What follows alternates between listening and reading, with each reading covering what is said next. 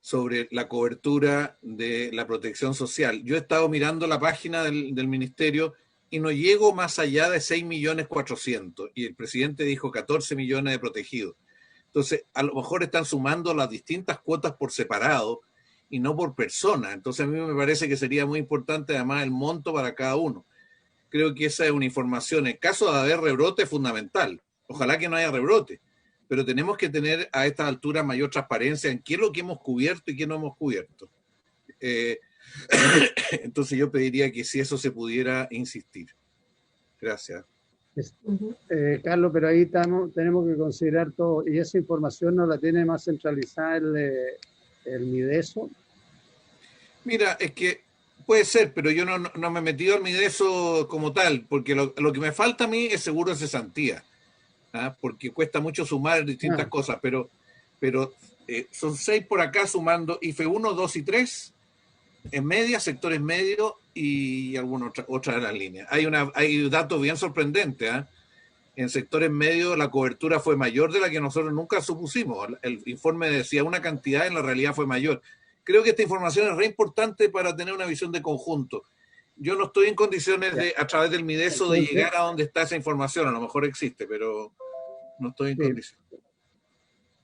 Pero entonces, Soledad, si le parece, podemos enviar la consulta, un desglose de la petición de la información, o pidiendo que nos hagan un desglose. Ya.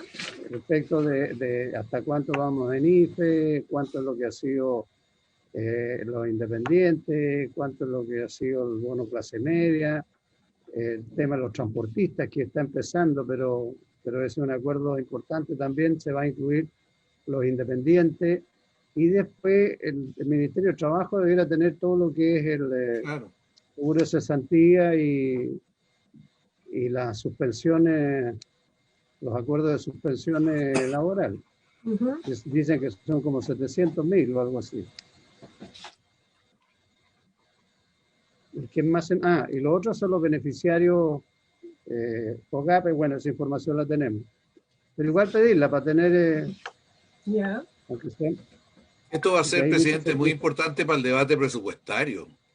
O sea, para que el gobierno va a llegar con un diagnóstico. Ojalá que nos entregue más datos antes para elaborarlo un poco, para trabajarlo un poco, porque seguramente tenemos vacíos. O sea, hay sectores que están desprotegidos. Entonces sería bueno determinarlo, detectarlo, porque no tenemos elementos para hacerlo. Y además esta información, presidente, es bueno que sea desagregada por región y por comuna, porque eso permite a nivel comunal tener una visión más concreta de qué está quedando fuera, qué no entró. Ok. Juan Antonio, ¿te quería decir algo? ¿No? Ya. Lo hacemos así. Entonces, no sé si habrá llegado ya el señor ministro. Estoy silente todavía. ¿Hay resiliente o en silente? Silente, resiliente hace muchos años, ya. Silente ahora. Ya, resiliente estamos todos hace mucho tiempo, ¿cierto? Bien. Bien. Entonces, si aparece el ministro Monkever para los efectos de ver el proyecto que vamos a discutir, está, ahí está. Perfecto. Creo que el ministro tiene una cámara que lo puede acercar, alargar. Claro. Lo más moderno, ministro. Buenos días, ministro, ¿cómo le va? Buenos días, me saca hasta las arrugas esta cámara. Oiga, presidente. Es un photoshopping permanente el que tiene ahí, me parece bien. Incluso aparezco bien el 18? Sí, muy bien, aparezco hasta con más pelo. ¿En su casa? En mi casa, todo tipo de celebraciones en mi casa, salí solamente para el Te Deum y cuando me mandaron a comprar el pan. El resto en la casa. Me parece bien. ¿Dónde el resto, ministro? ¿Dónde estuvo el resto? No, en mi casa. No me moví ahí del departamento. Ponteado. Oiga, presidente. Bueno, estamos convocados para conocer el proyecto de ley que fortalece la integridad pública. Nosotros tenemos que ver las materias que le competen en Hacienda y, como anunciado al principio, tenemos algunos invitados para estos efectos, partiendo por el señor ministro, don Cristian Monkever, secretario general de la Presidencia. Y eso, estamos Juan Pablo Escudero. Buenos días, senador Lago, ¿cómo le va? Y tenemos otras personas invitadas también de la Comisión de Transparencia e Integridad. Así es que si le parece, señor ministro, le dejo a usted la palabra para que nos haga la introducción a nombre del Ejecutivo. Sí, presidente, muchas gracias. Oiga, estaba escuchando atentamente la intervención de los senadores, sobre todo el senador Montes por su intermedio en relación al IFE. Como formé parte de esa discusión y de ese proceso, creo que efectivamente hay cifras bien sorprendentes. Yo no las conozco tampoco en detalle por razones obvias, no estoy en el Ministerio de Desarrollo Social, pero creo que fue intensa y oportuno el debate que tuvimos y las correcciones que surgieron de esta comisión, aunque me tome un minuto, pero que permitió, a lo mejor no de manera suficiente, porque nunca va a ser suficiente la ayuda del ingreso familiar de emergencia, pero sí de manera importante apoyo a las familias y creo que logramos algo bien inédito, que es destrabar lo que queríamos precisamente permitir y lograr, que era un ingreso familiar de emergencia para situaciones de emergencia particularmente, y donde el Estado, y en este caso a través del Ministerio de Desarrollo Social, actuara de manera más ágil, y yo creo que eso fue bien oportuno, como para sacar lecciones para lo que viene para adelante y para tener instrumentos de emergencia para épocas de emergencia, porque seguramente el día de mañana se puede volver a repetir, y es bueno que los ministerios de manera permanente vayan sacando músculo en esta materia, y así como son expertos en focalizar, que está muy bien, y para eso el registro social de hogares y todas las políticas públicas como se han diseñado, también es bueno que existan herramientas de este tipo. Entonces, creo que es bueno, y es muy bueno el punto en el sentido de las cifras, las personas que pudieron acceder, y más aún con la alternativa que ustedes plantearon del quinto y sexto pago, que prontamente seguramente se va a dar a conocer de manera más detallada, pero que no quiero adelantar nada en eso porque no forma parte de mis anuncios, de mi competencia, pero que todo indica que va avanzando en esa línea. Lo dejo planteado, se lo voy a plantear a la ministra Rubilar para que tenga la posibilidad de enviarles información en esta materia, porque yo creo que hay hartas lecciones positivas que sacar, y creo que todo el esfuerzo que hicimos conjuntamente, lo digo conjuntamente con ustedes, no solamente en subir montos, sino que en destrabar, sobre todo en la tercera tramitación legislativa que tuvimos, dio bastante buenos resultados. O sea, valió la pena el esfuerzo que hicieron ustedes, pues lo hicieron transversalmente, y empujamos bien a los equipos técnicos a que avanzáramos en esa línea, que no es fácil, y ustedes lo saben. Más allá de quién le toque dirigir, no es fácil a veces convencer a los equipos técnicos de una decisión en esa línea que adoptamos. Presidente, ¿puedo agregar una cifra, presidente? Sí. No solo decir que el IFE llegó a 2.995.000 personas. Eso, ¿se acuerda que la discusión fue decir a 2.100.000, no subía, y nosotros finalmente llegó a 2.995.000? Lo que no sabemos es el IFE, y a lo mejor el ministro nos puede aclarar, el IFE septiembre. Estamos a 22 del mes y todavía no sabemos cuánto van a pagar este mes. Sería bueno que nos aclarara, ministro. Carlos, perdón, Sí. esas son familias, ¿verdad? No personas. Familia. Sí, tienes toda la razón, son familias. Sí, pero acuérdate sí. que la discusión fue si llegaba a 2.100.000 o no, y finalmente logramos llegar a esto. Sí, yo creo que fue un buen esfuerzo porque estamos bordeando los 3 millones. Se descomprimió muchísimo, ustedes lo habrán visto, evidentemente hay reclamos, porque siempre pueden existir, pero bajó muchísimo el nivel de reclamos, las respuestas empezaron a llegar de manera más positiva. A mí me tocó, junto con ustedes, porque fue conjunto el tema, recibir el malestar ciudadano. Recordemos lo que fue junio y julio, en redes sociales por de pronto. Porque nadie podía ir a las oficinas de ustedes, pero sí a las redes sociales, entonces nos bombardeaban por todos lados. Pero yo creo que fue una buena alternativa y creo que aprobamos bien la norma. En el tema septiembre, es decir, en las cuotas 5 y 6, sexta, no quiero meter las patas, senador y presidente, en el sentido de los montos y cómo va a operar, pero sí hay una decisión y en estos días se va a anunciar, entonces no quiero equivocarme, por eso no quiero, pero sí hay una decisión de avanzar en las dos cuotas, en las 5 y sexta.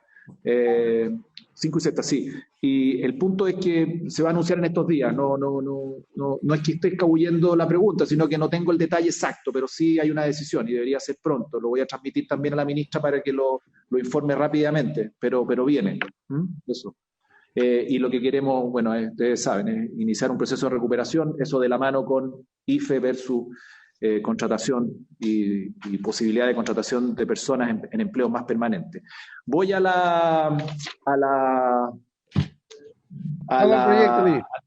proyecto que nos convoca. Mire, el 6 de julio del año 18, estoy aquí haciendo una reseña para ponerlos al día. Se envía un mensaje del presidente Piñera para fortalecer el proyecto de ley de integridad pública. Estamos en primer trámite, pasó ya por la Comisión de Gobierno y el proyecto fue aprobado en general por los miembros de la comisión, Luce Vesperger, Araya, Bianchi, Galilea y Rabindranath Quintero. Después, el 19 de noviembre, el 18, se presentaron las indicaciones. Estas se comenzaron a discutir también en Gobierno Interior. El 14 de mayo del 19 fue despachado. El 7 de enero del 2020 llegó a la Comisión de... el 7 de enero del 2020 de este año, la Comisión de Gobierno lo despacha definitivamente y se va a la Comisión de Hacienda. Y la Comisión de Hacienda está esperando su segundo informe. Ustedes saben que la carga, yo lo tengo más que claro porque me ha tocado participar en esta comisión bastante, es bastante intensa, pero como ahora hay una ventana de espacio, quisimos ponerle discusión inmediata por lo mismo para poderlo apresurar y avanzar porque creemos que es un buen proyecto. En términos generales, lo que busca es regular la contratación de parientes de las altas autoridades públicas. Yo revisé el texto tentativo final, que es el comparado que seguramente tienen ustedes, que preparó el Senado, las secretarías del Senado, me imagino que de la Comisión de Gobierno Interior, donde se hace un repaso y una modificación de las diferentes autoridades y finalmente cómo se lleva adelante la contratación de parientes por las altas autoridades. Y también se establece algo que hace rato que veníamos discutiendo. Cuando yo estuve en la Cámara también se discutió y no se llegó a un acuerdo finalmente. En el primer gobierno de la presidenta Bachelet ya se estaba discutiendo esto, que es lo que dice relación con la puerta giratoria, ¿no es cierto? Es decir, el tránsito del sector público al sector privado y viceversa, de las altas autoridades, tanto fiscalizadoras como no fiscalizadoras. Y eso también se regula de buena manera en la lógica de plazos.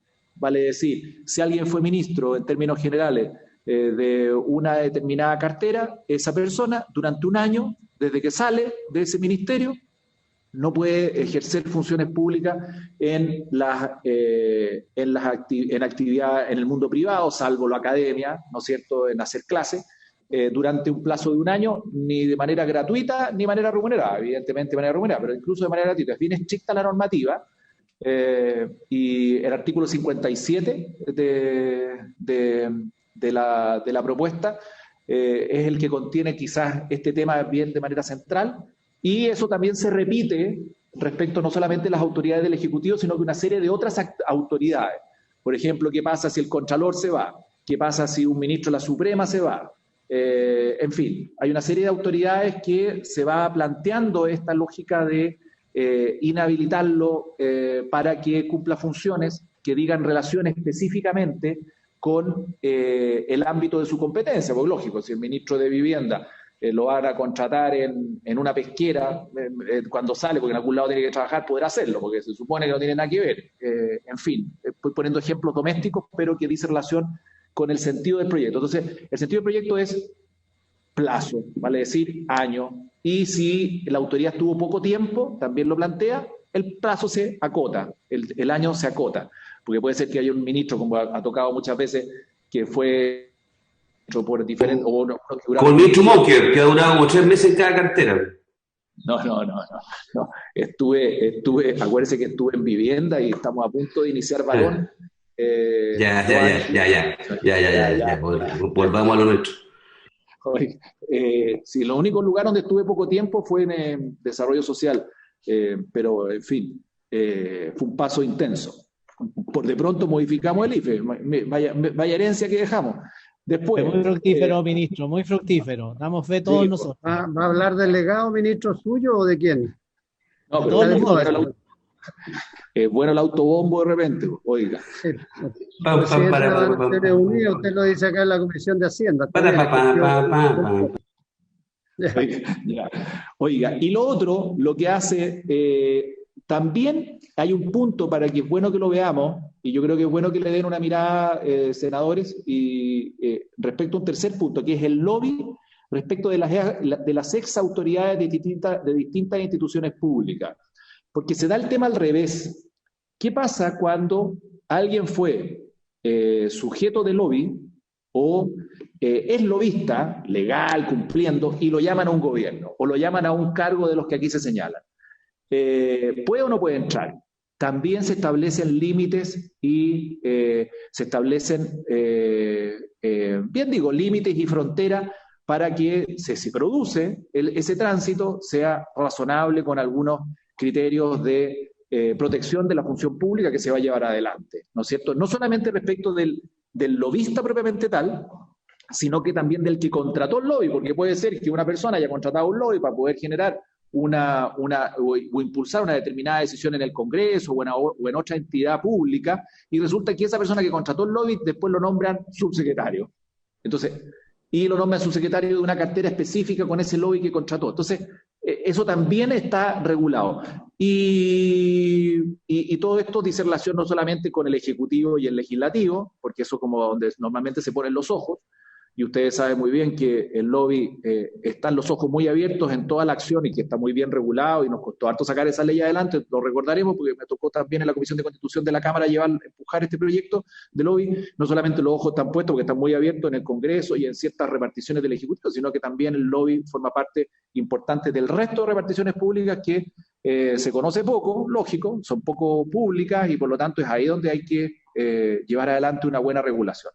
Eso es más o menos, estimados senadores, en qué consiste este proyecto, y tiene un informe financiero que dice relación con, que claro, que eso es lo que dice relación con el pronunciamiento de ustedes, está bien, pero nada obsta, o sea, eso a criterio de usted, presidente, yo no quiero sugerir nada de que eventuales comentarios, ustedes que tienen experiencia en esta materia y tenemos bastante carrete en el sentido positivo de la palabra, de que nos ha tocado vivir estas cosas permanentemente, de desarrollar estos proyectos de ley que hoy día se están modificando, hemos participado todos en este proceso. Quizás si hay algún comentario, ajuste que hubiese que corregir, mejorar en la línea de lo que busca el gobierno, yo no le veo problemas en la medida que lo podamos sacar adelante, ese es el sentido. Ya hubo una comisión específica y técnica que lo revisó en detalle, como es la Comisión de Gobierno Interior, pero nada obsta que si surgen algunas cosas que pudiésemos comentar, mejorar, corregir, bienvenido sea. Y en lo que dice relación con el proyecto de ley sobre presupuesto, o sea, el fondo del informe financiero, está claro, ¿para qué lo voy a repetir? Es por el servicio civil, que requiere un fortalecimiento de ese organismo, porque la contratación de parientes efectivamente va a pasar por el servicio civil y va a tener que tener un pronunciamiento en ciertos casos, vale decir, se permite la contratación de parientes, pero bajo ciertos criterios técnicos y de profesionalidad y criterios de objetividad que justifiquen esa contratación, o sea, se transparenta derechamente, vale decir, la ley permite avanzar en la contratación de un pariente en la medida que se justifique por un informe detallado de que esa persona va a cumplir un buen servicio en tal o en cual lugar. También hay un mayor valor, y por eso el informe financiero respecto de la Contraloría, porque hay que fortalecer también al organismo en una serie de funciones que dicen relación con las labores que van a tener que realizar. Eso es, presidente, en términos generales, el proyecto. Nos encantaría despacharlo para que la sala lo pudiera revisar ya definitivamente y ojalá eventualmente poderlo mandar a su segundo trámite y poderlo sacar adelante, porque esto es mire, y vuelvo a repetir con esto simplemente, a mí me tocó verlo en el primer gobierno del presidente Bachelet y no resultó, por diferentes dificultades. No por falta de voluntad, sino que por diferentes voluntades. Estos son típicos proyectos que cuesta sacarlos, porque dicen relación con más transparencia, más exigencia, más normativa, y yo creo que este es un camino sin retorno que inició fuertemente el primer gobierno de la presidenta Bachelet, continuó el presidente Piñera, la presidenta Bachelet en su segunda oportunidad también, y ahora nosotros también tenemos una agenda en la misma línea. Yo creo que son oportunos, son necesarios y son buenos.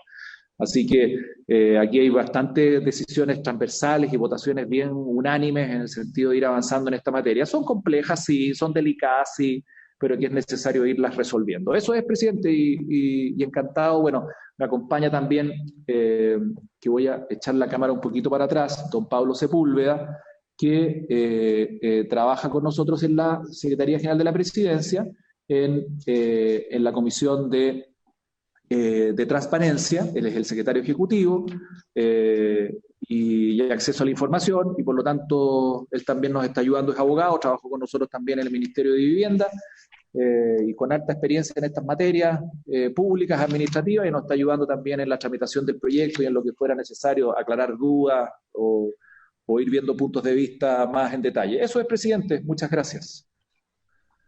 Ok, bien.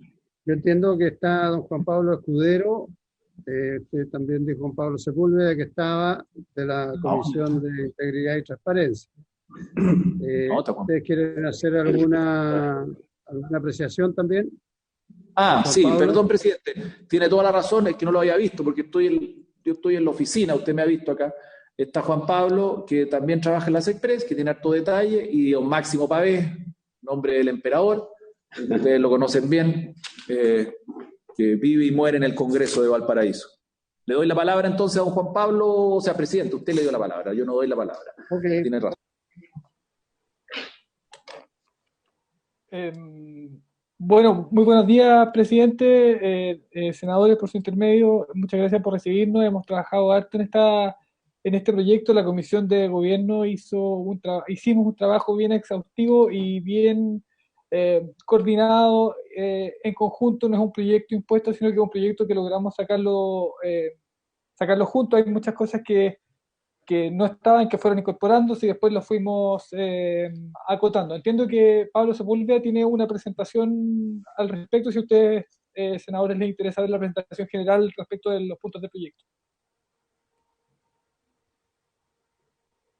Sí. Pablo. ¿Cómo lo hacemos para compartir la presentación? Aquí sí que me pillan. Ahí está. Aquí está autorizado. Listo. Gracias.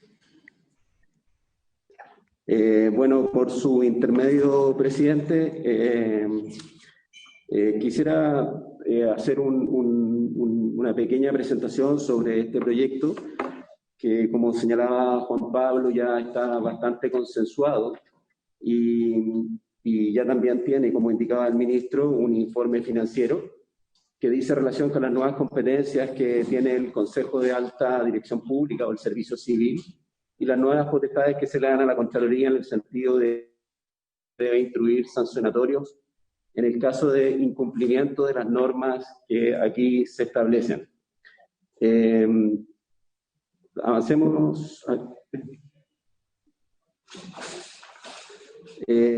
Como se comentó, el contenido general del proyecto regula básicamente la contratación entre parientes en la administración pública y la necesidad de un informe previo de parte del Servicio Civil antes de proceder a la contratación que garantice la idoneidad profesional y de experiencia del profesional que se va a contratar.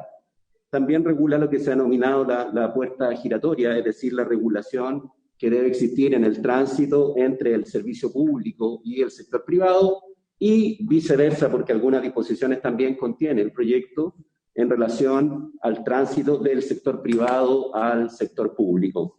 Y por último, la regulación de actividades de lobby por parte de ciertas ex autoridades y cómo estas actividades de lobby pueden significar que no puedan acceder a la administración pública por un determinado periodo de tiempo. Dale. Avanza, Tania. Bueno, en relación a lo primero, que dice relación con la contratación de parientes o autoridades y el informe de las capacidades que debe emitir el Servicio Civil, básicamente el texto establece que si el nombramiento o contratación de una persona en un cargo de exclusiva confianza o en un empleo de carácter directivo recayera en el cónyuge, en el conviviente civil o un pariente de hasta tercer grado de consanguinidad y segundo de afinidad, tales como el presidente de la República, ministro y subsecretario, se deberá pedir un informe al Consejo de Alta Dirección Pública relativo a la experiencia profesional y conocimiento de la persona que está postulando. Esto es importante porque esto es uno de los puntos sobre los cuales se pronunció el informe financiero y que dice relación con mayor o necesidad de profesionales en el servicio civil para que elaboren estos informes y mayores gastos más bien administrativos. Dale. Ahora, en cuanto a la contratación, en el mismo sentido, están exentos de esta exigencia aquellos que sean contratados, obviamente, o nombrados a consecuencia de un concurso público o por modalidad de alta dirección pública, pues bien se entiende que ese procedimiento ya haga de alguna manera garantizado la capacidad y las competencias de esa persona que eventualmente se va a contratar. Y es importante destacar que esta ley no modifica las actuales limitaciones y prohibiciones que se tienen de acceso o de ejercicio de la función pública. Adelante. Bueno, aquí quisimos hacer una especie de cuadro donde se va distinguiendo la autoridad, la prohibición y el plazo que tiene asociado, la prohibición más específica y cuál es la sanción que lleva a aparejada.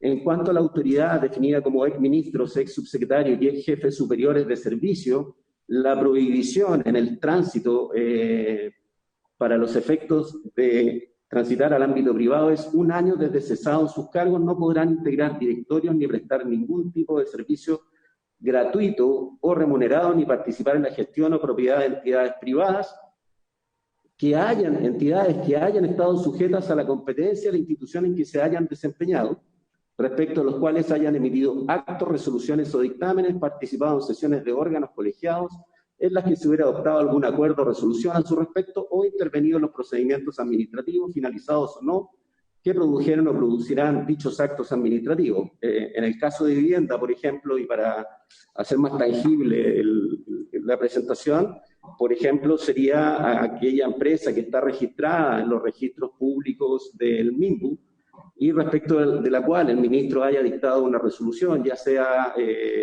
sancionando o promoviendo un ascenso en los registros. Ahí está clara la incompatibilidad que se establece. ¿Qué pasa si hay una infracción a esta prohibición que se establece? Hay una multa a beneficio fiscal que va de 100 a 1.500 UTM y la inhabilidad para prestar servicios al Estado o cualquier título por 5 años.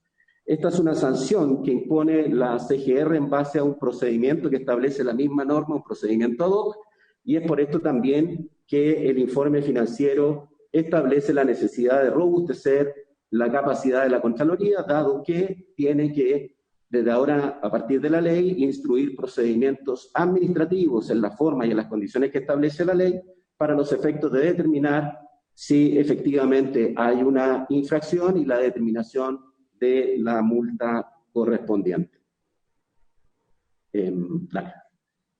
Ahora vamos a exfuncionarios de instituciones fiscalizadoras que se hayan desempeñado hasta el 3er nivel jerárquico en la respectiva planta de la entidad o su equivalente.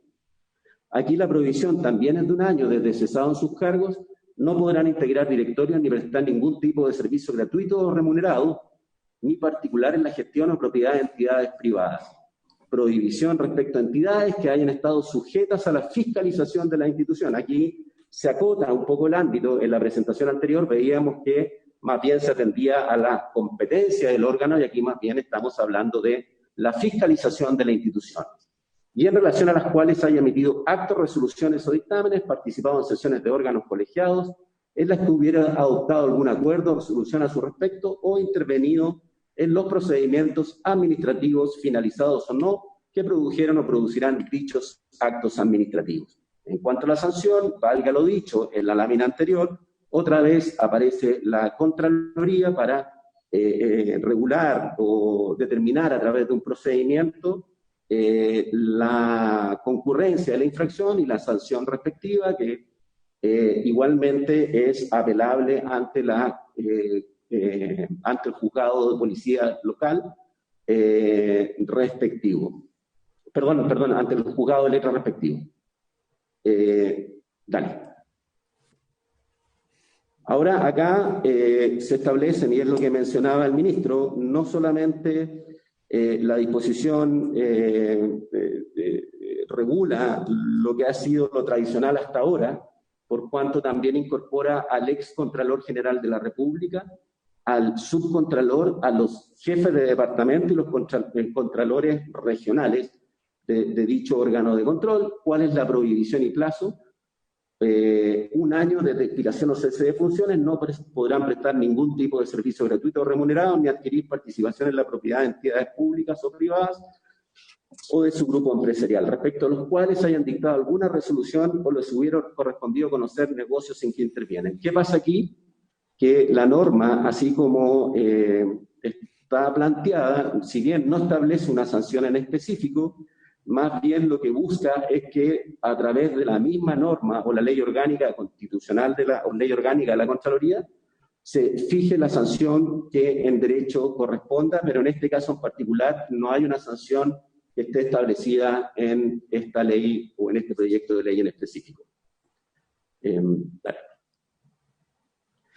relación a los exministros de la Corte de Apelaciones y de la Corte Suprema, otra vez vemos que tiene un año de prohibición.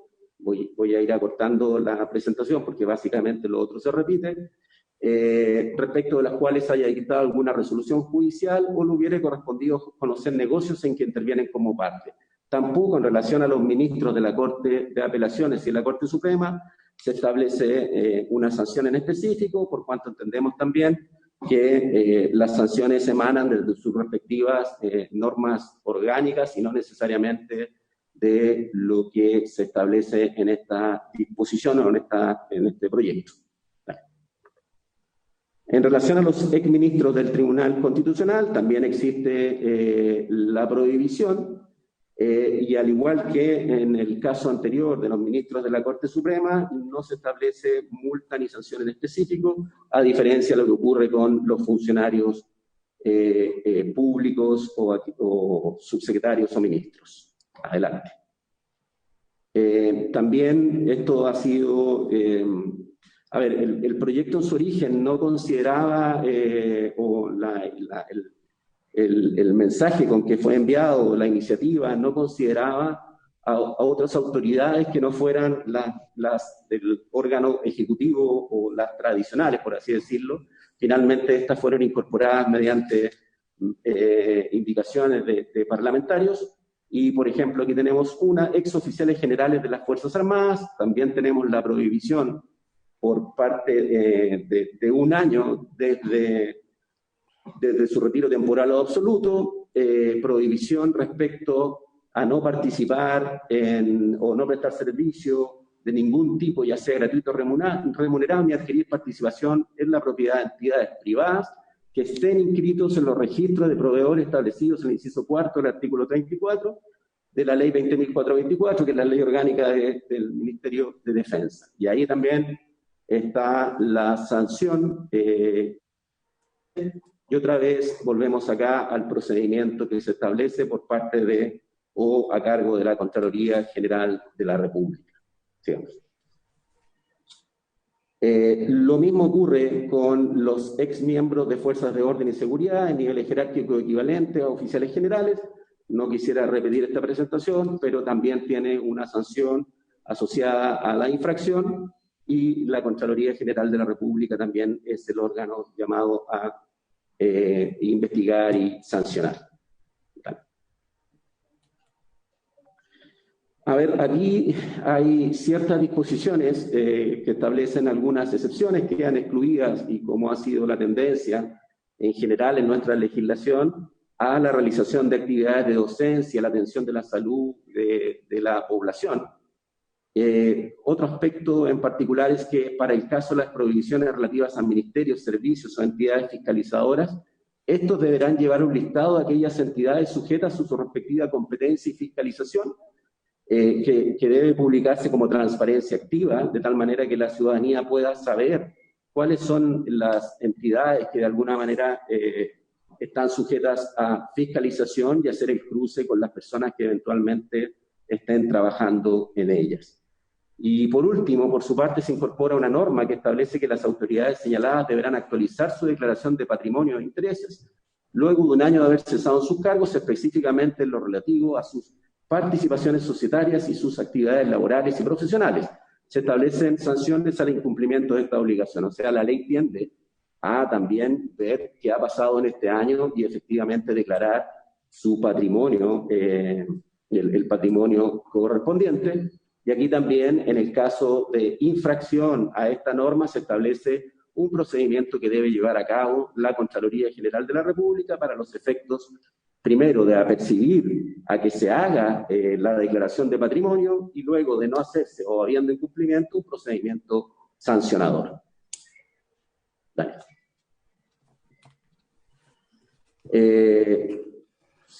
Sigue. Avanzamos. En relación al lobby, y esto es importante porque son normas nuevas en nuestro ordenamiento jurídico, y que dice en relación con la prohibición de realización de lobby o gestión de intereses particulares en determinadas situaciones por parte de ciertas autoridades. Exministros, subsecretarios y ex jefes superiores de servicios, la prohibición que tendrán es realizar lobby o gestión de intereses particulares por un año a contar de la fecha del cese en sus funciones, ante la misma institución en la que se desempeñaron sus funciones. Esta prohibición se extiende a las personas por cuenta de quien hayan realizado el lobby. En este caso, también hay una sanción para el caso en que se incumpla la norma, cuya tramitación corresponde a la Contraloría General de la República. Dale. Ahora, exfuncionarios de instituciones fiscalizadoras que se hayan desempeñado hasta el tercer nivel jerárquico de la respectiva planta, la entidad o su equivalente, también van a quedar, esta es la norma que se refiere a los fiscalizadores, la anterior se refiere al ámbito competencial, también van a tener esta prohibición de realizar lobby o gestionar intereses particulares con las sanciones que ahí aparecen y el procedimiento respectivo instruido por la Contraloría. Avancemos.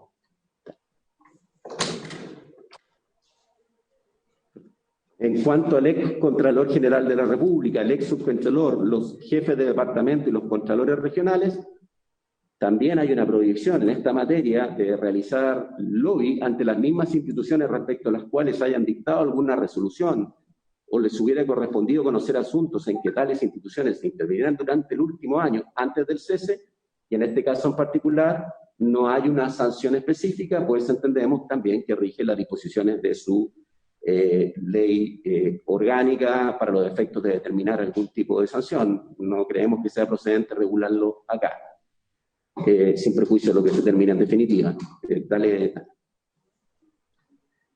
Respecto a los diputados y los senadores, los exfuncionarios, exdiputados, exsenadores, exfuncionarios de las categorías A, B y C de las plantas de ambas corporaciones, los abogados secretarios de comisiones y quienes hayan integrado el Consejo Resolutivo de Asignaciones Parlamentarias y el Comité de Auditoría Parlamentaria también van a quedar con la prohibición de realizar lobby ante ambas cámaras del Congreso Nacional y sus servicios comunes. Tampoco existe una sanción específica regulada en este proyecto.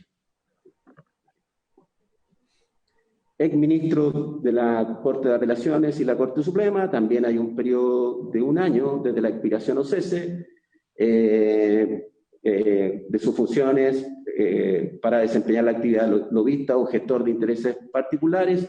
En general es una prohibición que se refiere a, es una prohibición amplia respecto al mundo ejecutivo también, y no se establece una sanción específica en este caso en particular. Dale. Los exministros del Tribunal Constitucional también están afectos a esta prohibición de ejercer lobby por el plazo de un año, y la prohibición respecto a ante el Tribunal Constitucional, ante el Congreso Nacional y los Tribunales Superiores de Justicia y la Contraloría General de la República.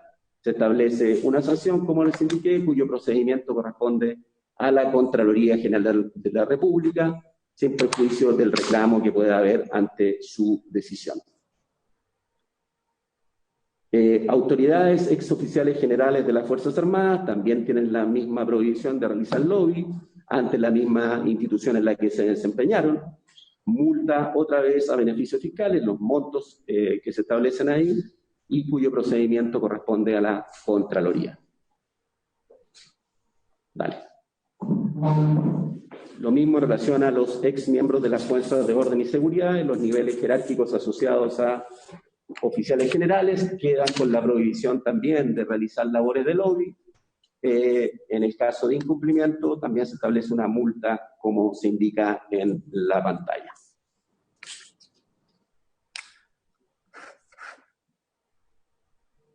Y aquí es lo que yo les mencionaba, que estarán impedidos de ser ministros, subsecretarios, jefes de servicio o funcionarios hasta el tercer nivel jerárquico los lobistas que hayan realizado gestiones ante la misma institución a la cual pretenden ingresar dentro de los 12 meses anteriores a su nombramiento. O sea, esta norma viene a regular el tránsito desde el ámbito privado al público. Y esta prohibición se extiende a las personas por cuenta de quien hayan realizado el lobby. Se incorporan normas también que impiden a los exfuncionarios públicos durante el plazo de un año contado desde el cese de sus funciones realizar presentaciones ante la Contraloría General de la República, así como actuar como abogados, apoderados o representantes en juicio en contra del mismo servicio del que formaban parte. La infracción de esta norma está en los valores que ahí se establecen y también es impuesta por la Contraloría General de la República.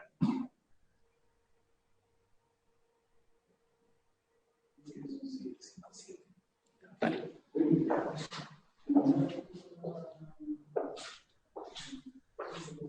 Creo que la próxima, con esta diapositiva, termina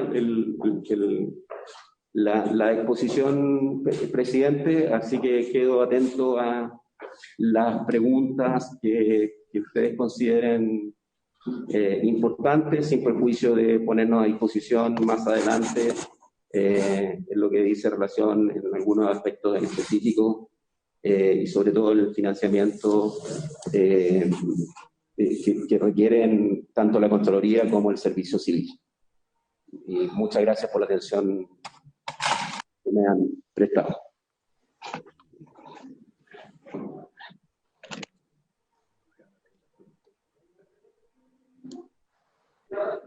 Sin audio, córtate tu audio. El senador García está pidiendo la palabra, presidente. Bien, muchas gracias por la intervención y la explicación exhaustiva del proyecto, su detalle. Vamos a ofrecer la palabra a los colegas. El senador García ha pedido la palabra. Muchas gracias, presidente. Por su intermedio, una consulta a Pablo Sepúlveda. De su exposición se desprende de que tanto en respecto de la prohibición de ejercer en una entidad pública o privada después de, digamos, por los próximos 12 meses después de haber dejado un cargo, como tanto luego realización de actividades de lobby, en algunos casos hay sanción, en otros casos no hay sanción. Entonces parece una cosa un poco arbitraria, se ve por lo menos, no sé cuál es la explicación que hay, pero se ve un poco arbitrario, se ve un poco odioso, por qué unos sí, por qué otros no. Y respecto de eso quería saber qué hace la diferencia para que en unos casos haya sanción, en otros casos no lo haya. Gracias, presidente. Muchas gracias, senador García. Senador Coloma. Gracias, presidente. Yo tenía tres inquietudes. Una la plantea el senador García bien, así que la voy a dar por repetida para estos efectos. Este es un proyecto que no es tan, claro, suena bonito, digamos, pero no es tan fácil. Y me gustaría echarle, voy a poner como el senador Montt, echar una mirada, digamos, para ver, digamos, con seguridad lo que uno puede legislar. Pero quiero dos consultas adicionales. La primera, que me llama la atención, digamos, por eso lo digo, es que nosotros, ¿cuál es la filosofía final? Más allá del tema de la transparencia, que es un valor, pero no es el único. Lo digo porque en esta comisión, nosotros a propósito de, por ejemplo, cargos como la Comisión de Mercado Financiero o determinados, digamos, personas que están solicitadas a ocupar roles importantes en el ámbito público, el ministro anterior de Hacienda, el anterior del anterior y el actual algo, han planteado una necesidad de que todas las inhabilidades futuras de un tipo de autoridades que son importantes lleven consigo una suerte de pago de remuneraciones. O sea, es otra filosofía. La filosofía es decir, mire, dedicarse al servicio público hay que cuidarlo. No solamente colocarle un montón de inhabilidades después, porque eso cualquiera se hace cargo. Realmente no es algo que ayuda a tomar la decisión. Al contrario, tiene que ir. Y si hay inhabilidades, tiene que ser con alguna suerte de remuneración a la baja, por así decirlo. O sea, ir bajando el estándar, particularmente en materia económica, así lo han planteado. Entonces, a mí lo que me pasa es que esa argumentación que se ha planteado en esta comisión y que yo no encuentro harto sentido para buscar gente buena que se dedique al servicio público, cosa que es muy importante, aquí como que se usa un plan muy distinto del que en esta comisión habíamos visto, en el sentido de decir, mire, aumentemos las inhabilidades respecto a personas que han ejercido cargos públicos. Entonces, y no sé en qué sentido se hacen cargo de que eso va a generar efecto, como todo en la vida, digamos. Si uno, no sé, por la cantidad de cosas, la cantidad de eventuales sanciones, ¿no? puede que genere unas ganas de, ya no solamente digamos, una baja de remuneraciones ostensibles, sino que adicionalmente una serie de eventuales inhabilidades, incompatibilidades o nuevas sanciones respecto de nuevas acciones, que no sé si conversan mucho con una política pública. A mí lo que me gustaría es tener una política pública, la que sea, no distintas políticas públicas, según sea el ámbito económico, que pareciera que tiene un rol, o respecto de otros temas. O sea, no sé por qué si uno resuelve que tiene que ser una escala descendente de sueldo respecto de alguien del ámbito económico, no ocurra lo mismo con el contralor, voy a colocar a alguien, digamos, distinto, para no enredar, no lo encuentro. Entonces, no me queda claro, me complica cuando hay dos filosofías distintas para una situación igual, por lo menos equivalente. Y lo segundo, respecto a una cosa que yo alcancé a ver, estaba viéndolo ahora, que también me llama la atención esto de incorporar, porque es como son vértigos de repente que se producen, ¿no? De incorporar respecto de las eventuales cosas que son sancionables, acciones en que uno tenga que ver hasta el 4º grado de afinidad. Aquí hay otro cambio, porque hasta ahora la norma es al 3er grado de afinidad, cosa que uno lo titula al 4º grado de consanguinidad, perdón, o sea, yo no tengo idea de lo que un tío abuelo mío, yo conozco, no puede hacer o no puede hacer, no tengo la menor idea qué es lo que hace, algunos sí, pero otros no, yo soy de familia grande, entonces no tengo esa capacidad que uno pueda tener exactamente de eventualmente habilitarme o inhabilitarme respecto de algo que pueda tener un efecto en la situación estoy leyendo exactamente, digamos, porque uno no puede intervenir en razón de su función en un asunto que se tenga interés personal o lo que tenga el cónyuge, lo entiendo, hijos, adoptados, parientes. Hoy día hasta el 3er grado de consanguinidad se acaba hasta el 4º grado de consanguinidad. Entonces no sé cuál es la filosofía tampoco del 4º grado de consanguinidad, una especie de cosa que yo no sé, como yo estoy tratando de, si uno no piensa en lo propio, no sé, me imagino que eso tiene que pasar a mucha gente, o sea, tiene que ser respecto de temas que uno más o menos sepa a quién involucra o no involucra, no generar, y en general esto de 4º grado de consanguinidad respecto a la responsabilidad en materia de propiedad pública, yo creo que no va al camino. Lo que yo entiendo es que pueda depender de uno. No tengo capacidad de saber lo que hace alguno de estas personas. Entonces, no me pueden pedir que yo tenga que tener una conducta que eventualmente puedo cometer una falta grave, sancionable, porque por un 4º grado de consanguinidad. Entonces, esas dos preguntas propias más sumarme al senador García, creo que son temas que tenemos que resolver bien, no sea cosas que por resolver esto al final generemos una especie, no sé, de desincentivo permanente a ámbitos de acción pública, que yo entiendo el tema de la transparencia, creo que se ha hecho cosas importantes, pero tampoco asumo que esto quiera decir, digamos, de que aquí todo el mundo, nadie respeta normas y que hay que como generar una política de garrote tan extensiva como la que se está haciendo, particularmente respecto a parientes que ni siquiera uno puede conocer mucho. Gracias, presidente. Muchas gracias, senador Coloma. Te ofrezco la palabra. Senador Lago. Sí, muchas gracias, presidente. Le agradezco la presentación del ministro. Este es un proyecto que entendí que está con discusión inmediata y que lo quieren despachar de una. Yo no sé si cuáles de las normas que son propias de nuestra competencia influyen sobre el fondo del proyecto. Lo digo porque yo igual estoy conociendo el proyecto y me genera alguna, o sea, no duda de la idea del proyecto, sino de cómo va a operar esto, para ser bien franco. No por las mismas razones que lo sabe el Senado Coloma en todo caso, su intermedio, pero yo le digo, por ejemplo, se establece algo que es una novedad, que es que en el caso de la contratación de parientes de cualquier alta autoridad en Chile, ya sea del Ejecutivo, de órganos fiscalizadores, del Parlamento, que ingrese a la administración pública, está facultado para que conozca el servicio civil si la persona que se quiere contratar tiene la idoneidad o está adecuada para la beca que le quieren ofrecer, ¿ya? Pero ocurre que eso es facultativo. O sea, podrían ocurrir, entiendo. Quiero que me lo aclare si eso es así o no, ¿ya? Después, hay una serie de sugerencias que hizo la Contraloría General de la República, que yo podría enumerarla acá, pero no quiero hacerlo, porque no quiero tiempo, las tengo acá, ¿ya? Que las conocimos todos a través de los informes que hizo la Contraloría, y quiero saber si el gobierno, por qué razón, tal vez no adoptó muchas de esas solicitudes y sugerencias. Lo mismo, un tremendo, no sé si tremenda la palabra, puse color, pero un robusto informe sobre esta materia de espacio público, en los cuales reconocen todos los méritos del proyecto, de las cosas que apunta bien, pero la percepción que uno tiene después de leer ese informe de espacio público, que muchos temas se da el paso en la dirección correcta, pero cuando uno va a dar el paso justo, el segundo paso, como para que la cosa quede bien, hay como que nos quedamos cortos. Y un ejemplo que le acabo de dar sobre el tema del informe.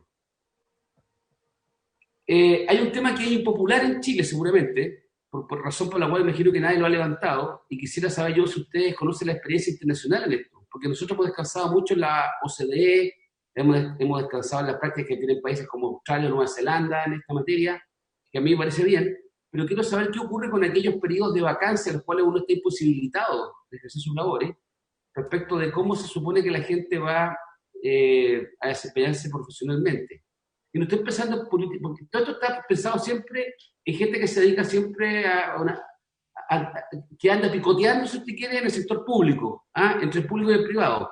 Yo me hago la pregunta, ¿qué pasa con una persona que trabaja 20 años en el Ministerio de Obras Públicas, que hace carrera en el Ministerio de Obras Públicas, que tiene la suerte de terminar siendo tal vez en un alto cargo de tercer nivel en el Ministerio de Obras Públicas, una persona que entró como profesional ingeniero a los 30 años y a los 50 años, mucho antes de jubilarse, él llegó a una situación de mucha consolidación profesional, reconocimiento en el sector público, es conocido por el sector privado porque tiene responsabilidad, y si esa persona quiere ejercer un cargo o le ofrecen una responsabilidad de carácter político que es automáticamente anulado por un año después de haber ejercido las responsabilidades públicas. La pregunta, ¿por qué no se consideró, que yo entiendo que es debatible, pero quiero saber la opinión del gobierno en esto, de hacer como creo que lo hacen en otros países de la OCDE, en el cual esos periodos en los cuales uno está impedido de ejercer sus labores, tiene un apoyo desde el punto de vista económico. Entonces, no digo que sea la práctica generalizada, pero creo que ocurre en muchos países y sería bueno conocer la práctica. No lo estoy proponiendo, pero quiero entenderlo porque también hay que explicar esto. Pues. Aquellos que van a criticar esto desde este ángulo, es bueno tener una respuesta para ello. Digo. Aparte de decir que cuesta plata, obviamente, y que es impopular, pero si hay una razón técnica, si usted quiere eso. No quiero ahondar más en el tema de Contraloría, pero son muchos temas que ellos plantearon, en los cuales yo le reitero, si usted quiere, no una caricatura, pero para que se entienda la manera, es que se avanza en la dirección correcta 1 o 2 pasos, pero faltó los 50 centímetros para que esto quedara bien consolidado. Y muchas veces queda facultativo, las sanciones no son muy claras, no se aplica el mismo estándar para casos similares. Entonces, ¿qué es lo que ocurre ahí? Gracias. Gracias, senador Lago. Senador Montes.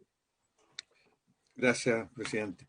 Mira, yo 3 cosas. Yo no lo he leído tampoco y por lo tanto puedo estar muy lejos de lo que dice el proyecto, pero me surgen 3 preguntas.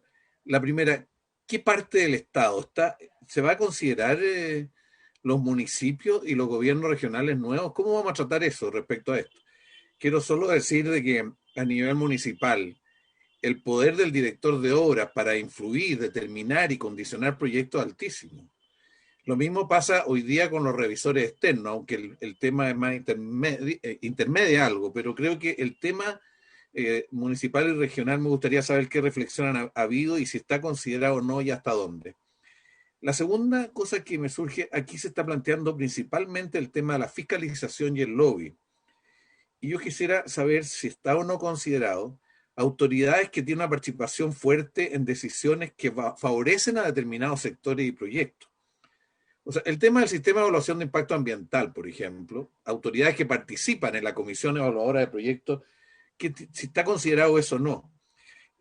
Bueno, voy a decir una cosa como mucho más elemental, el tema del manejo del borde costero y la marina, por ejemplo, ahí hay autoridad, hay que ver qué tipo de injerencia tiene, pero en el caso de las inspecciones del trabajo, si un inspector de una determinada zona favorece a una determinada, él va a poder ir a trabajar a esa empresa que tuvo él que fiscalizar desde ese punto de vista, cuando no sé a qué grado está por debajo del tercero, bueno, no sé.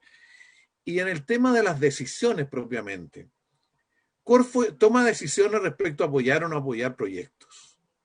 Va a ver qué restricciones tiene, no por fiscalizar, sino por decidir apoyo a proyectos. El Banco del Estado hay experiencias bien complejas, ¿eh? O sea, lo que ocurrió entre el Banco del Estado y el Banco Chile en su momento, una persona compró el Banco Chile, eso son cuestiones que no sé si las evaluaron o las consideraron. Entonces, primero el tema de municipios y gobiernos regionales, segundo, si es un concepto restrictivo, fiscalización y lobista o también participante en decisiones que favorecen a sectores. Y en tercer lugar, el tema de los asesores. Porque tenemos que, desde el Estado, hay asesores que son los que hacen ciertas leyes en algunos momentos, o hacen ciertos reglamentos.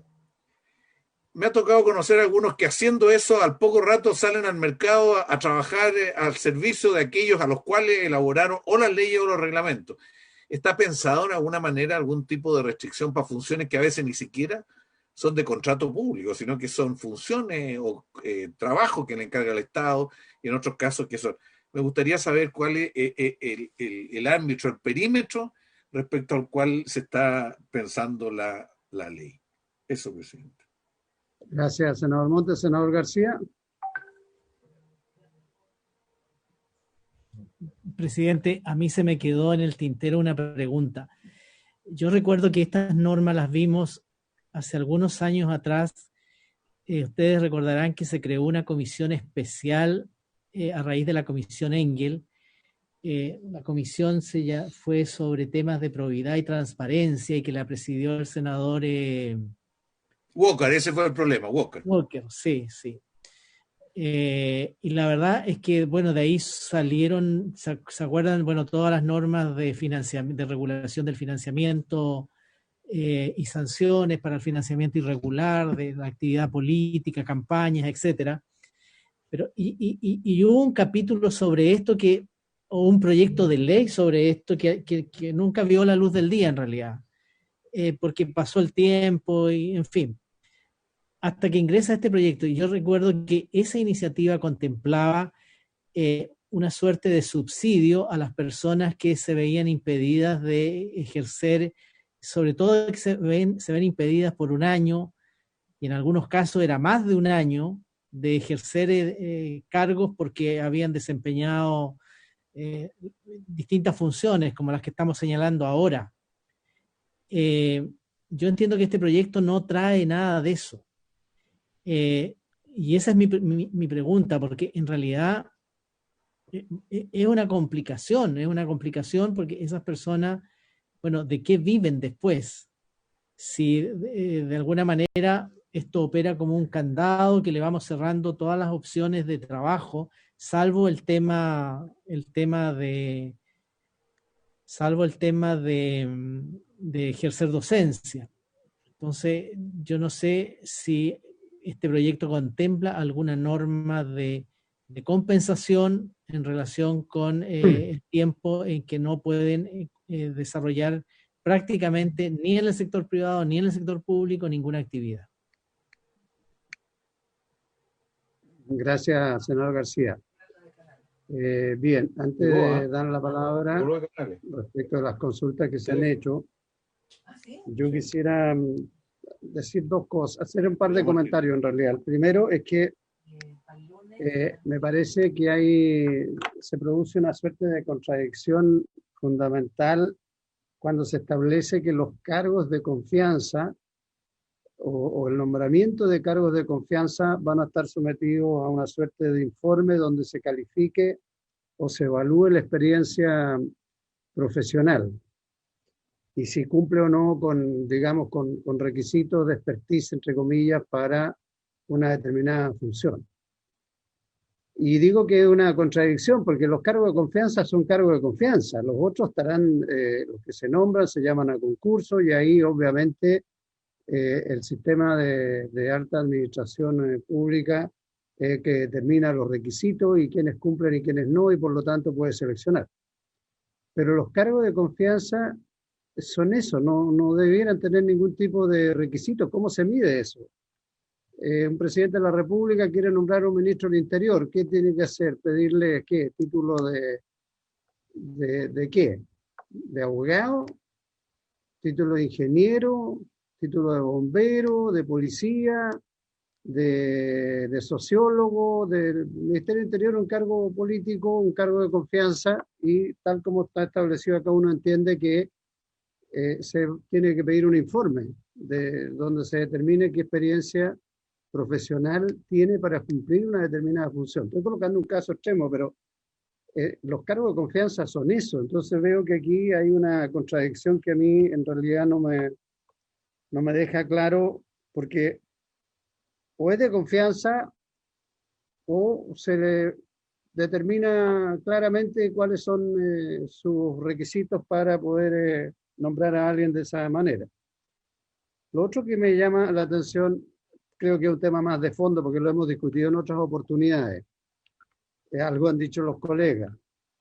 A mí me parece que en términos generales plantear el caso de las inhabilidades para ejercer determinados cargos o funciones o subprofesiones de un año para gente que sale del sector público y no pueda participar en el sector privado, porque en la práctica esto es tan laxo como que pudiera no participar en nada. Y en otros casos a la inversa, como no tiene sanción, pudiera participar en todo y da lo mismo, va a haber un reproche ético.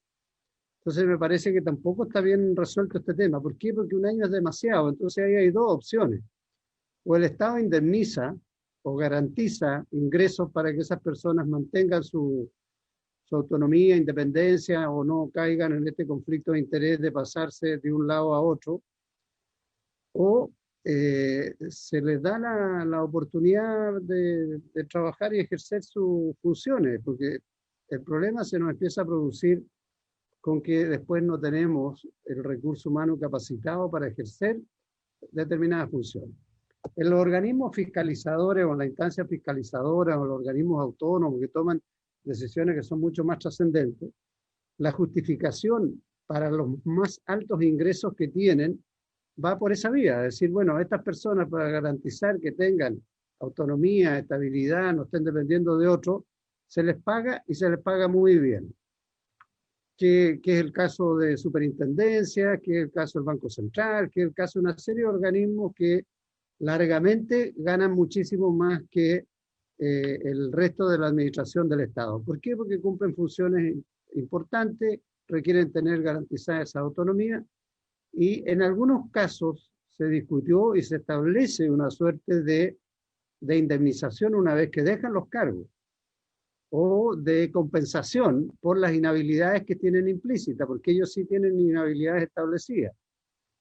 Pero siempre está la discusión del tiempo. A mí me parece que un año, en los términos que está planteado acá, haciendo cualquier persona que es inhabilitado por eso, ejercer cualquier función, es demasiado largo. Siempre se ha hablado de 6 meses, de 3, de 6 meses, ya es como mucho. Últimamente se empezó a hablar de un año como, bueno, un año, como si fuera poco. Un año va a ser la diferencia entre que una persona capacitada quiera entrar a un cargo donde después va a saber que va a estar inhabilitado por un año más. Lo otro que me llama la atención es lo que decía, creo que el senador García o alguien, de que para algunas autoridades hay sanción y para otras no. Curiosamente, para quienes ejercen una función y que sancionan a otro, como el caso de contralor, ex contralor y todo lo demás, para ellos no hay sanción. Pero sin embargo, a otra serie es el contralor, el subcontralor, el organismo contralor el que establece las sanciones. O sea, es complejo esto. ¿Por qué esa diferencia? ¿Por qué en el caso de los jueces, ministros de Cortes Suprema o de apelaciones, existe la inhabilidad pero no hay ninguna sanción? Entonces, me parece a mí que el ideal es enemigo de lo bueno, dice el refrán, y a lo mejor aquí queremos dar, creo yo que hay que darlas completamente, señales potentes de que se va a fortalecer la integridad del sector público, se tiene que fortalecer, ¿no es cierto?, dar nuevas competencias para la alta dirección pública para que cumpla mejor sus funciones, porque entre paréntesis no la está cumpliendo nada de bien, porque la mayoría de las veces ahí tenemos vacíos que hay que tratar de llenar. Al final, el sistema de alta dirección pública termina en una suerte de selección dirigida para quienes quieren nombrar el gobierno de turno. Y entonces todo este sentido que se le ha dado en la práctica, y bueno, y la respuesta fácil a eso es que se hacen los concursos, se gastan los recursos, y después no se nombran las ternas y se llama un nuevo concurso. Bueno, creo yo que este proyecto, sin duda que es sumamente importante, da para un debate muchísimo más largo y más profundo, porque en una mirada así, al principio, cuando escuché al ministro en su explicación en positivo y en términos generales, uno dice, muy bien, echémosle para adelante. Pero después, cuando se entra en el detalle, creo que hay que mirarlo muy bien. Bien, yo ofrezco la palabra al Ejecutivo, no sé cuál de ustedes va a ir contestando las preguntas. Don Pablo, por los que quieran. Por su intermedio, presidente, me voy a hacer cargo de algunas de las consultas para luego entregar la palabra a Juan Pablo Escudero sobre algunos otros puntos que no abordaré, digamos. A ver, varios han preguntado acerca del tratamiento de los países OCDE, y acá yo tengo aquí el derecho comparado, y de 12 países, 4 establecen compensación y la restringen a cargos altos en general. Y se trata del caso de Austria, de España, de Japón y Noruega. El resto de los países no establecen una compensación económica para los efectos de regular el tránsito. Sobre que el senador Lagos también planteaba que el informe era facultativo, y en realidad el informe solamente es facultativo cuando se trata de las autoridades reguladas en el artículo 7 y 8 del artículo 32 de la Constitución Política de la República. Entonces se acota el margen de discrecionalidad en ese sentido. En cuanto al senador Montes, si se exige o hay normas en específico en relación a los municipios, pues bien, si las hay, el alcalde de las autoridades que, si requiere contratar a una determinada persona que cumple con los requisitos del nuevo artículo 16 bis, sí requiere este informe.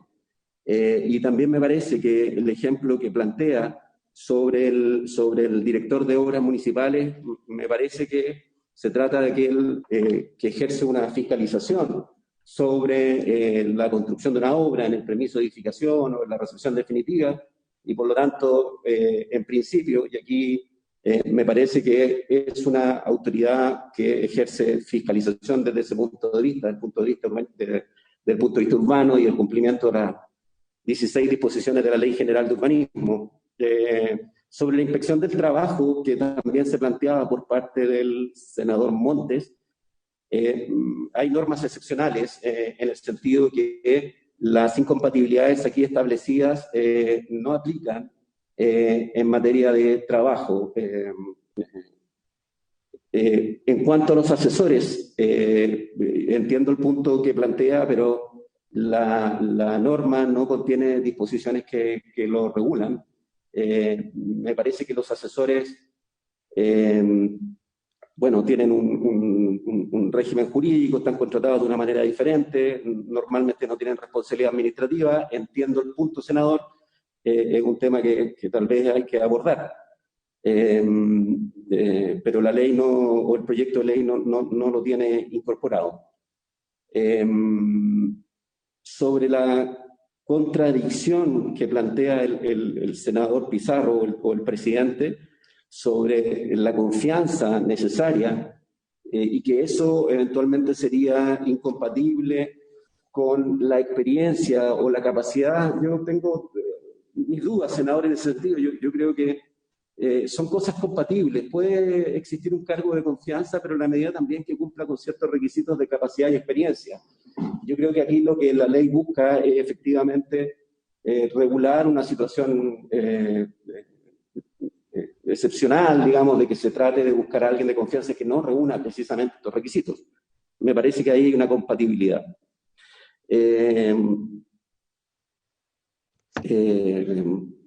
Y eso es lo que logré anotar. Juan Pablo, te doy la palabra. Para los efectos. Gracias, Pablo. Presidente, por su intermedio me gustaría hacerme cargo de las observaciones que han planteado los señores senadores, que por lo demás agradecemos mucho porque, como decía en un principio, este proyecto no es una imposición de ningún tipo, sino que la idea es que ojalá salga lo mejor posible para todos. Presidente, por su intermedio, al senador García Ruminot, que inició la serie de preguntas, que preguntó por qué en algunos casos hay sanción y en otros no. Senador, presidente, por su intermedio, senador, le quiero comentar que es una muy buena pregunta. Nosotros, como comentó Pablo, en el proyecto original no incorporábamos a la mayoría de los órganos que después se incorporaron a estas provisiones a través de la discusión parlamentaria en la Comisión de Gobierno.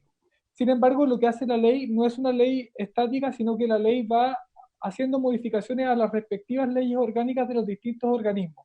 Por ejemplo, en el caso de los tribunales, el Código Orgánico de Tribunales, la ley de Contraloría. Entonces, lo que se hace es que cuando son personas relativas al Ejecutivo, es la Contraloría la que ejerce ejerce la sanción, y respecto de otros órganos se regulará respecto a sus propias leyes orgánicas, porque esto va a pasar a formar parte de la propia regulación de sus leyes orgánicas. En el fondo sería un incumplimiento a la propia ley orgánica, al Código Orgánico de Tribunales, a la ley de la Contraloría General de la República, y dichas leyes establecerán sus propios mecanismos para sancionar los incumplimientos a las propias leyes orgánicas. Y también tiene un sentido práctico, que lo discutimos en la comisión, de por qué no establecer a la Contraloría, también porque la Contraloría no tiene competencia respecto de fiscalizar a órganos que no están dentro de su competencia, valga la redundancia. Entonces, malamente la Contraloría podría sancionar a un juez de la Corte Suprema o a un juez de la Corte de Apelaciones o del Tribunal Constitucional, en fin. Esa es la razón principal, que básicamente se van modificando las leyes orgánicas, y las que no tienen sanción aparejada tendrían la sanción de su propia ley orgánica. Eso al señor en su primera pregunta. Y después el señor García Romero, aprovechando también un tema que tocó usted, senador, y también varios senadores, respecto a las remuneraciones, que esto vendría a ser un desincentivo a la función pública porque no se establecen las remuneraciones. Este es un punto clave, la verdad, y lo hemos revisado mucho, lo hemos hablado, fue uno de los ejes de la discusión pasada, y se optó por lo siguiente: se optó por no establecer una remuneración para este periodo de enfriamiento, como se le llama a nivel internacional, por el hecho de que intentamos, y en la comisión y como ejecutivo intentamos redactarlo de tal manera que la prohibición no sea como se ha podido entender en nuestra presentación, genérica, sino más bien específica respecto a conflictos de interés que sean patentes. Por eso hablamos de que la prohibición es respecto a entidades privadas que hayan sido objeto de algún acto en que haya participado la autoridad. O sea, no sería una prohibición genérica. Le pongo el ejemplo que hace un par de meses nos citaron a hablar de este proyecto en la Comisión de Hacienda de la Cámara, porque habían presentado un proyecto relativo a que los exministros de Hacienda no pudieran ser directores de una sociedad anónima, a raíz del caso del exministro Larraín, que fue nombrado director de Cencosud. Y en este caso, por ejemplo, esta ley no tendría ese inconveniente, por cuanto ahí no habría un acto directo específico del ministro de Hacienda respecto a Cencosud como tal. Entonces no habría problema de tener inconveniente. Por lo tanto, la redacción, y después en la próxima sesión, si quieren, revisan la redacción y podemos arreglar, pero la redacción está dada de tal manera de que la prohibición sea específica para aquellos donde efectivamente exista un conflicto de interés patente y no general. Por eso, a diferencia de la Comisión del Mercado Financiero, donde sí se establece una norma de enfriamiento con remuneración, en este caso no, porque la norma específica y la de la Comisión del Mercado Financiero es que un comisionado tiene una prohibición total de ejercer cualquier actividad fuera de la comisión durante 6 meses. En ese caso sí se justificaría. Pero como insisto, en este caso debería ser más específico. Respecto a las observaciones del senador Coloma por su intermedio, bueno, lo primero, el pago de remuneraciones, que es lo mismo que acabo de comentar. Y respecto al grado de afinidad, también esto lo vimos bastante en la comisión, y se establecen 2 capas. Una, cuando estamos hablando de contratación de parientes en un mismo órgano, se habla de cuarto grado. Y cuarto grado es el primo y es el bisnieto. Tampoco es algo tan grande, porque cuando es por afinidad es por segundo. Entonces, en general no estaríamos hablando de parientes muy lejanos. Cuarto grado por afinidad, acuérdense que se sube al tronco común y se baja hasta llegar al cuarto grado. Entonces estaríamos hablando del primo y del bisnieto. O sea, son relativamente cercanos. Respecto de el senador Lago Weber, por su intermedio, sobre la facultatividad del informe, efectivamente el informe es facultativo respecto a sus efectos. Lo que se busca aquí es una constancia de transparencia, de decir, yo soy pariente de una autoridad y lo declaro, como así lo establece el proyecto de ley, lo declaro dentro de unas declaraciones que yo hago al ingreso a la administración pública, que soy pariente de tal persona. Y ahí el Consejo de Alta Dirección Pública dice, este señor es un ingeniero civil competente, va a trabajar en el Ministerio de Obras Públicas y es una persona competente para desarrollar el cargo. A mí esta norma me gusta mucho en el sentido de que no se impone una obligación, si quiere después la autoridad puede contratar a esa persona, aun cuando no tenga las competencias, pero él va a tener que asumir la responsabilidad política de decir contraté a un pariente incompetente. ¿Me explico? O sea, no hay una prohibición.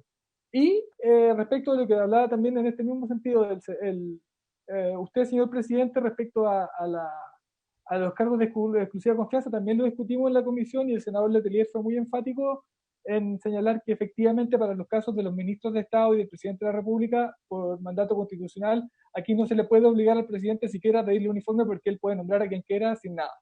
Lo que sí se establece en el inciso segundo es que el presidente, si quiere, podrá pedir el informe, en el sentido de hacer una declaración de principio de que, aun cuando yo puedo nombrar a cualquiera, si quiero no pido el informe, pero si quiero lo pido para que quede claro de que el señor a quien voy a nombrar como ministro o autoridad es competente.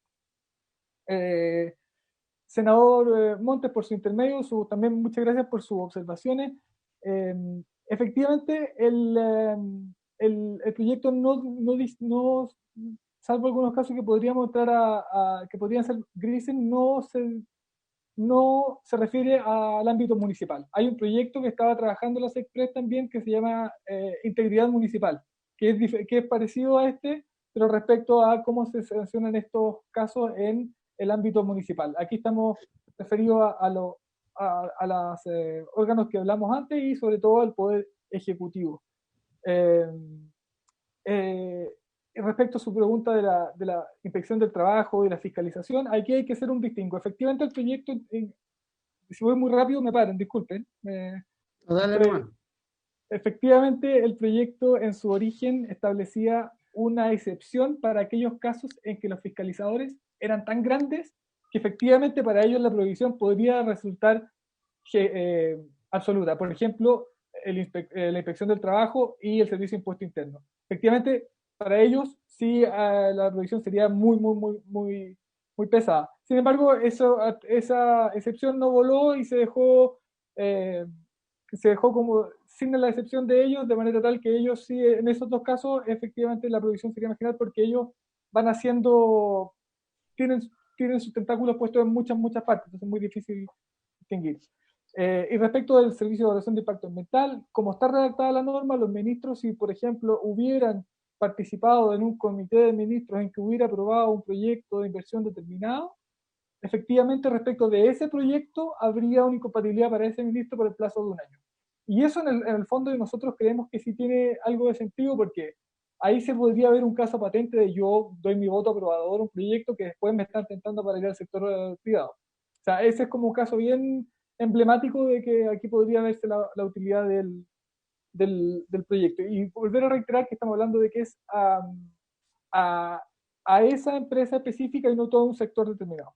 Y finalmente el caso de asesores, no está pensado en asesores, está pensado en las autoridades, y si bien resulta muy interesante, también tiene unas complejidades importantes determinar cuándo un asesor estuvo siendo parte de determinada decisión, en la medida que estamos hablando de decisiones específicas y no generales. O sea, un asesor del ministro que lo asesoró respecto de un tema particular, en el fondo el que aquí se lleva la responsabilidad política es la autoridad. Senador Pizarro, finalmente, muchas gracias, presidente. Y en los cargos de exclusiva confianza que usted preguntó, yo para el ingreso hice el distingo que efectivamente el presidente de la República no va a estar obligado a hacerlo porque constitucionalmente puede. Un año es demasiado. Esto también lo revisamos harto en experiencias internacionales, y un año está dentro del promedio bajo de la experiencia internacional. Generalmente está entre 2 años y hay hasta 10 años, 5 años y desde 6 meses. O sea, un año consideramos que era más o menos relevante, y más o menos que también uno puede pensar que hasta por ahí más o menos llega, podría decirse como la influencia que tuvo en su momento, las decisiones específicas que podrían detonar un conflicto de interés. Un año consideramos que sea importante. Aquí no tenemos una convicción religiosa respecto al año, simplemente que fue la cifra que de acuerdo a la experiencia internacional parecía más adecuada. Y eso creo que he respondido a otras preguntas. Si se me queda algo en el tintero, por favor, dispuesto a responder lo que se necesite. Gracias, Juan Pablo. Bien, estamos un poco pasados de la hora, tenemos sesiones en otras comisiones. Es como dijeron todos, un proyecto que tenemos que analizarlo bien al detalle porque es bastante más complejo de lo que aparenta. Sí. La idea es buena, sin duda. El ideal, como dije, un enemigo lo bueno a veces. Hay que ser prácticos también, combinar el deber ser con el efecto práctico después, porque si no se nos transforman en boomerang este tipo de situación. Entonces, tenemos una discusión inmediata que nos permite tener un horizonte hasta el lunes para despacharnos. ¿Es así, Soledad? Presidente, el lunes vence. Yo entiendo que el día miércoles y el día jueves vamos a estar bien complicados con la acusación constitucional, que no sabemos si vamos a hacerla solo el día miércoles o va a ser miércoles y jueves. Estoy pensando en citar una nueva reunión de la comisión, obviamente, para poder ir analizando más en detalle. Ni un espacio. ¿Cómo? Poco espacio veo. Sí, por eso le quiero recordar que el día jueves han puesto, aparte de la acusación, un segundo tema que ya ni me acuerdo en este minuto, en otra sesión. Inhabilidades, creo. Inhabilidades, que algunos que quieran que te facilite despacho. No, pero eso se despacha en 5 minutos, si hay un acuerdo muy transversal, pero yo sé que usted no forma parte de ese acuerdo, yo tampoco, pero... bueno, estoy acostumbrado a ser minoría. Lo único que nos iría quedando es el viernes en la mañana. La consulta a los colegas senadores para el viernes en la mañana, salvo que se nos produzca... ¿Y el lunes mismo, presidente? ¿Cómo? ¿Y el lunes mismo, en la mañana? Es que, senador Coloma, yo creo que el proyecto va a requerir de análisis, entonces guardémonos el lunes temprano para hacer una última reunión si es necesario. Y a propósito de eso, yo quiero sugerir que nos digan si alguien quiere invitar a alguien, si es necesario, por ejemplo, las propuestas que hacía referencia el senador Lago respecto a Contraloría, o alguna otra... Contraloría, el Consejo para la Transparencia, la Corte Suprema enviaron respectivos informes y comentarios al proyecto que yo pregunté y quedó pendiente la respuesta respecto a qué pasa con las innumerables observaciones, innumerables, pero el número importante de observaciones o comentarios al proyecto que hizo Contraloría de la República, la Corte Suprema, a propósito de las reclamaciones y los contenciosos administrativos y el Consejo de la Transparencia. Pero ¿Qué hay cosas dando vueltas? Yo sé que estamos pasados, pero el senador Pizarro, si me permite, se me quedó ese punto en el tintero. Es que no podemos. Muy brevemente. Yo me tengo que ir a... Bueno. Va a concurrir el canciller a Relaciones Exteriores que se suspendió la semana pasada, entonces, No, disculpe, si era porque se me pasó No, a mí sí. sin no responderle. tranquilo. Entonces, vamos a citar para el día viernes temprano, Soledad. Bien. ¿A qué hora, ¿No tenemos presidente? tiempo? No sé, por las 7, 7:30 de la mañana podemos partir. A eso sí. Sí. Yo de No, 7:30 no, a 10:30. No va a contar conmigo, pero no será tan grave, presidente. Bueno, No, se puede ser un activo eso incluso. la idea sería invitar al señor Contralor, a alguien de la Corte Suprema respecto al tema y la Comisión de Transparencia. ¿Y en qué horario, Eh, presidente? 8:30. Mientras antes empecemos mejor, porque todos tenemos actividades los días viernes también. 9. Sí. Yo estoy fregado. Presidente, ¿puede hacer una consulta técnica? Sí, ¿Puede hacer una consulta a la secretaria? sí. Yo referencia a un proyecto que vimos nosotros, puede que no se acuerde la secretaria ahora, pero porque ya no estaba secretaria de esa época, donde se planteó el tema de las remuneraciones respecto a las personas que salían de determinados cargos. Creo que fue el Ministerio de Hacienda, entonces me gustaría alguien que argumentó en esa línea, porque yo encuentro que hay un problema bien grueso. Por un lado nos están diciendo que tiene que ir acompañado, algo lo planteó el senador Lago, de una remuneración, y por otro lado nos dicen que la solución es generar una inhabilidad. Entonces me gustaría entender cuál de los dos principios que aplicarse. Y como sé que es un proyecto que estuvo aquí en la comisión, no me acuerdo exactamente cuál proyecto era, creo que era el mercado financiero, comisión, no estoy seguro, entonces me gustaría... Vamos a tratar de ubicarlo. Ya. Ok. Bien. Citamos el viernes entonces de 9 a 11 por lo menos. Ya. ¿Ya? Bien, Ya, presidente. senador Coloma se de Cuba, sea buenito. Estamos entonces, vamos a dar por finalizar. Tengo un compromiso en el Maule profundo que no puedo fallar. A todos, pero